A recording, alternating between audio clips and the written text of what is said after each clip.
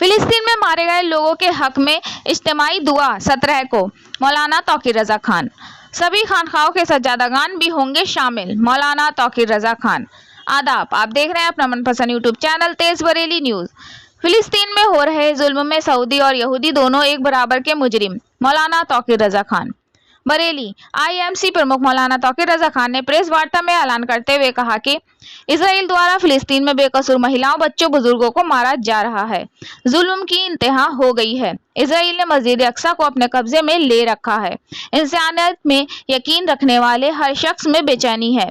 Israel द्वारा किए जा रहे कत्लेआम पर लोगों में गुस्सा है। इधर दिवाली का पर्व है, इसलिए पर्व के बाद 17 नवंबर को बाद नमाज जुमा इस्लामिया ग्राउंड में बरेली में इंतज़ामी दुआ की जाएगी, जिसमें सभी खानखाओं के सज्जादागान के साथ इंसानियत में यकीन रखने वाले इज्तिमाई दुआ में शामिल होंगे।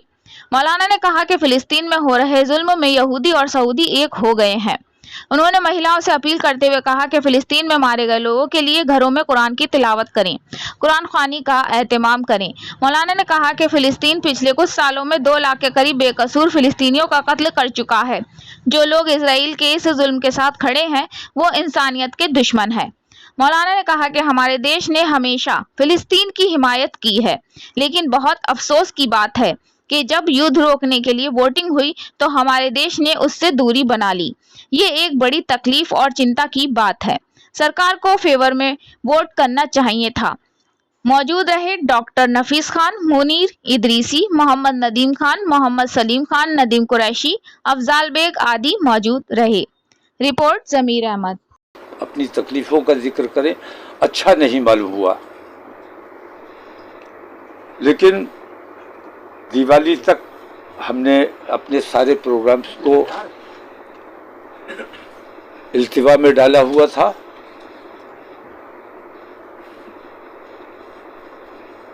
जैसे फिलिस्तीन का मामला है, और मैं ये समझता हूँ कि सिर्फ मुसलमानों का मामला नहीं है। अगर लोगों में मानवता में विश्वास है लोगों का, तो मैं ये समझता हूँ कि मानवता में यकीन रखने वाले हर इंसाफ पसंद हिंदू मुसलमान के दिल को उससे तकलीफ पहुँचती होगी। तो उस तकलीफ का इजहार करने के लिए हमने 17 नवंबर की तारीख फिक्स की है, बरोज़ जुमा इस्लामिया ग्राउंड में इंशाअल्लाह इज्तिमाई दुआ का प्रोग्राम रखा गया है। और ख़वातीन से ये दरख्वास्त की जा रही है कि अपने घरों में वो कुरान ख्वानी करें, आयत करीमा का विर्द करें, दुरूद शरीफ पढ़ें और दुआएं करें। और जितना वो पढ़ा जाएगा, जितने कुरान पाक ख़त्म किए जाएंगे घरों में ख़वातीन के ज़रिए, वो तमाम उस मौक़े पर उनका ज़िक्र किया जाएगा यौम अपने इज्तिमाई दुआ में। साथ ही अपनी हुकूमत से थोड़ी सी शिकायत है। नरेंद्र मोदी जी ने जो दवाइयाँ फ़िलिस्तीन के लिए भेजी, जो मदद भेजी, उसके लिए हम स्वागत करते हैं। अच्छा काम किया है, और अच्छा काम जो भी करेगा उसकी तारीफ की जानी चाहिए। हिंदुस्तान का फ़िलिस्तीन के हवाले से जो हमेशा स्टैंड रहा है, आज भी वही स्टैंड है। ये स्वागत योग्य है, लेकिन नरेंद्र मोदी जी ने अपना थोड़ा सा स्टैंड चेंज किया है, तो उनसे हमें कोई शिकायत इसलिए नहीं है कि भारत सरकार का वही स्टैंड है जो पहले रहा है। और भारत सरकार हमारा हिंदुस्तान फ़िलिस्तीनियों के गम में बराबर का शरीक है। ये हमारे लिए एक अच्छी बात है और मुबारकबाद की बात है।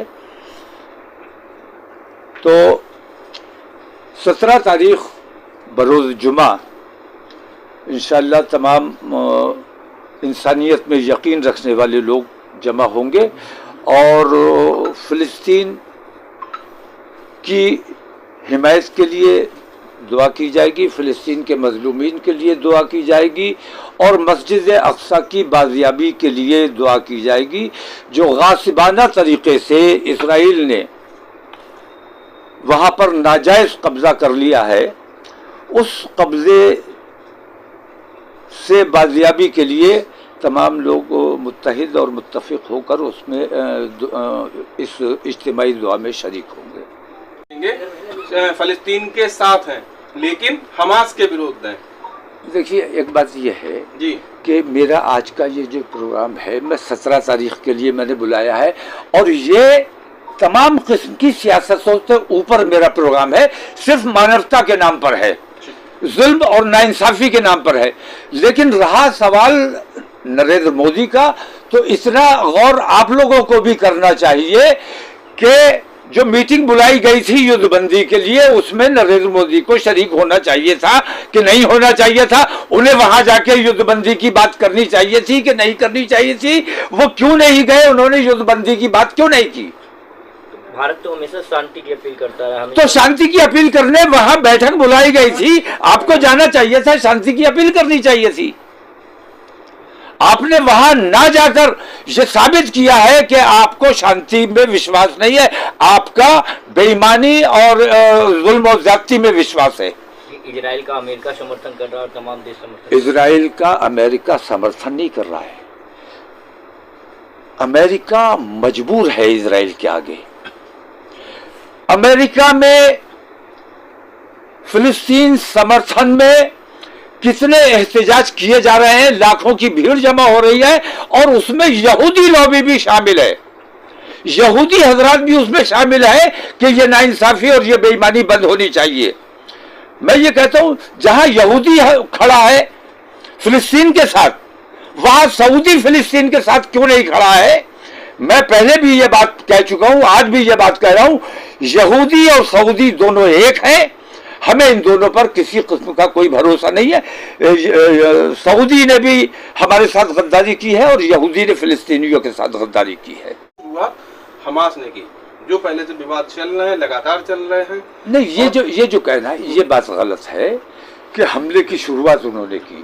ابھی حملے کی شروعات کا سوال نہیں، پچھلے 10 سال سے مسلسل فلسطینیوں کو مارا جا رہا ہے، کاٹا جا رہا ہے، اس پر ہندوستانی میڈیا نے کبھی کوئی توجہ نہیں دی، ہمیں اس پہ اعتراض ہے۔ میں یہ کہتا ہوں کہ ہندوستان کی میڈیا جو مسلسل یوکرین اور روس چلاتی رہی، وہ یوکرین اور روس نہ چلا کر اب یہی کیوں چلا رہی ہے؟ پوری دنیا کا ماحول خراب ہو رہا ہے، تیسری جنگ عظیم کا اندیشہ بنا ہوا ہے، ایسے حالات بن گئے ہیں۔ اس وقت تمام انسانیت میں یقین رکھنے والوں کو انصاف کی بات کرنی چاہیے، کسی ایک کی حمایت یا کسی ایک کی مخالفت نہیں کی جانی چاہیے۔ سامپردائکتا اگر کوئی پھیلانے کا کام کر رہا ہے تو سپریم کورٹ سے بھی میں یہ مانگ کرتا ہوں کہ سامپردائکتا پھیلانے کا کام گودی میڈیا کر رہی ہے، جیسے میرے پروگرام پہ پابندی لگائی گئی ہے، اسی طرح گودی میڈیا کے ان تمام اینکروں پر پابندی لگائی جائے جو سامپردائکتا پھیلانے کا کام کر رہے ہیں۔ تو کیا اسرائیل کو اور حماس کا جو یدھ چل رہا ہے اس کے لیے بھارت کو ذمہ دار مانتے ہیں آپ، میڈیا کو ذمہ دار مانتے ہیں؟ میں یہ کہتا ہوں نریندر مودی جی نے جب یہ بات کہی کہ ہم اسرائیل کے ساتھ کھڑے ہیں، کس بنا پر انہوں نے یہ بات کہی؟ جبکہ ہمیشہ ہندوستان فلسطین کے ساتھ کھڑا رہا، ہمیشہ ہندوستان فلسطین کے ساتھ کھڑا رہا۔ انہوں نے یہ بات کیوں کہی کہ ہم اسرائیل کے ساتھ کھڑے ہیں؟ اسرائیل جو بچوں کا قتل کر رہا ہے، اس پر بات ہونی چاہیے کہ نہیں؟ مہیلاؤں کا قتل کر رہا ہے، پچھلے 10 سال میں تقریباً 1.5 لاکھ، یہ حماس سے پہلے کی بات بتا رہا ہوں، 10 سال میں تقریباً 1.5 لاکھ لوگوں فلسطینیوں کا قتل کیا گیا، عورتوں اور بچوں کو گڈھے میں ڈال کر ان کو ٹائروں سے زندہ جلانے کا کام کیا۔ یہ تمام چیزیں میڈیا کو نظر نہیں آئی، میڈیا کو نظر حماس آ گیا۔ یہ ایک طرفہ جو چیز ہے، میں کہتا ہوں کہ کب تک ظلم کرو گے؟ کسی نہ کسی چیوٹی بھی لوٹ کر جواب دینے پر مجبور ہو جاتی ہے۔